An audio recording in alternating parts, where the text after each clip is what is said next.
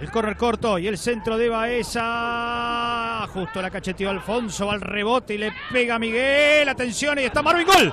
¡Gol!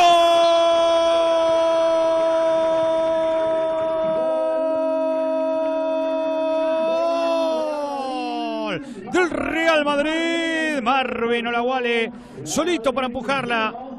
Tras el córner que la cacheteó Alfonso Pastor. Finalmente Iván toca el Sevilla, quiere profundizar, Luismi con zurda, dibuja, toca, juega Jaime ahora para Valentino Fatore que mete el centro al área, ahí está para el empate, Casas, ¡gol! Del Sevilla, la primera que tuvo el 9, nos perdonó a los 21 minutos, empata el partido, Antonio Casas, tras buen centro de Valentino Fatore, bien por el 9. Tenido ambos equipos agrupados. Acá uno se vuelve a casa, el otro pasa a la semifinal. Celta de Vigo, Real Zaragoza define en pocos minutos a través del punto del penalti la serie. Este cuarto, Baeza con zurda, va Baeza, gol del Real.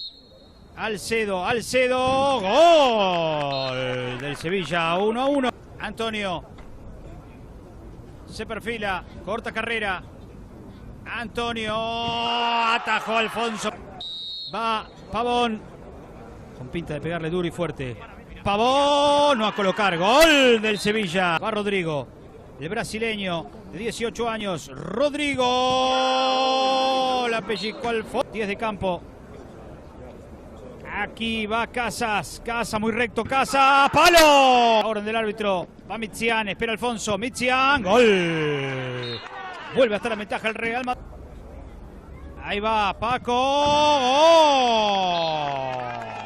Hacia la izquierda de Altuve. César, atajó Alfonso, para. Atención. Para el disparo, la picó, ¡gol! Zarzana, gol del Sevilla picándola. Una